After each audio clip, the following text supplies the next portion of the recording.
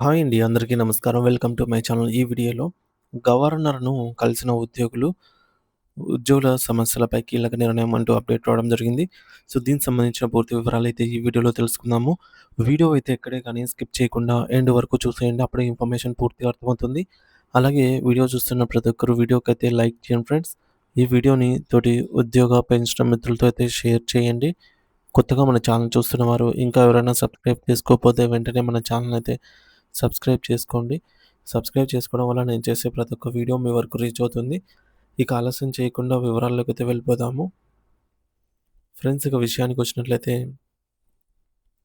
ఆంధ్రప్రదేశ్ ప్రభుత్వ ఉద్యోగుల సంఘం ఏపీజీఈఏ అధ్యక్షులు శ్రీ కేఆర్ సూర్యనారాయణ గారు రాష్ట్ర ఉద్యోగులు ఎదుర్కొంటున్నటువంటి దీర్ఘకాలిక సమస్యలు, గత ప్రభుత్వ వేధింపులు మరియు అధికారుల మొండి వైఖరిపై తీవ్ర స్థాయిలో అయితే ధ్వజమెత్తారు.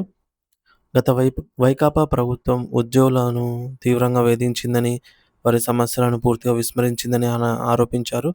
TA, PRC, retirement benefits, surrender leave రూపంలో 35,000 కోట్ల రూపాయల బకాయిలను పెండింగ్‌లో పెట్టిందని, దీనిపై గవర్నర్‌కు కూడా ఫిర్యాదు చేశామని గుర్తు చేశారు.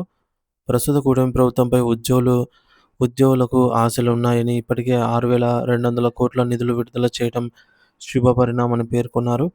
రాష్ట్ర ఆర్థిక ఇబ్బందులు తమకు తెలుసని, అందుకే ప్రభుత్వంపై అదనపు ఒత్తిడి తీసుకురాకుండా బకాయిలను దశలవారీగా చెల్లించాలని కోరుతున్నట్టు తెలిపారు.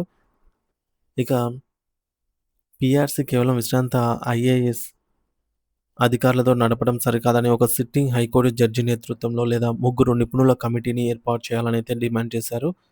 గత 11 పీఆర్సీ నివేదికలు కేవలం కాపీ పేస్ట్ లాగా ఉన్నాయని, ఉద్యోగుల వాస్తవ అవసరాలను అనుగుణంగా మార్పులు ఉండాలని చెప్పేసి సూచించారు.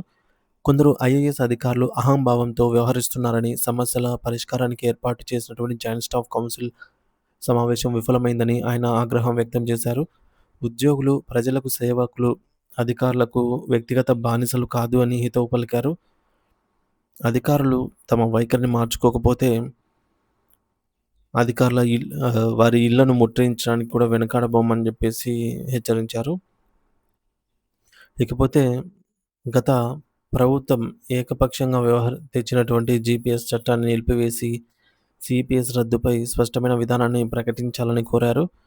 అలాగే ఉద్యోగుల సర్వీస్ వివాదాలను త్వరగా పరిష్కరించడానికి ఎన్టీఆర్ గారు స్థాపించినటువంటి ఏపీటీఏ ఆంధ్రప్రదేశ్ పరిపాలనా ట్రిబ్యునల్‌ను వెంటనే పునరుద్ధరించాలని అయితే డిమాండ్ చేశారు.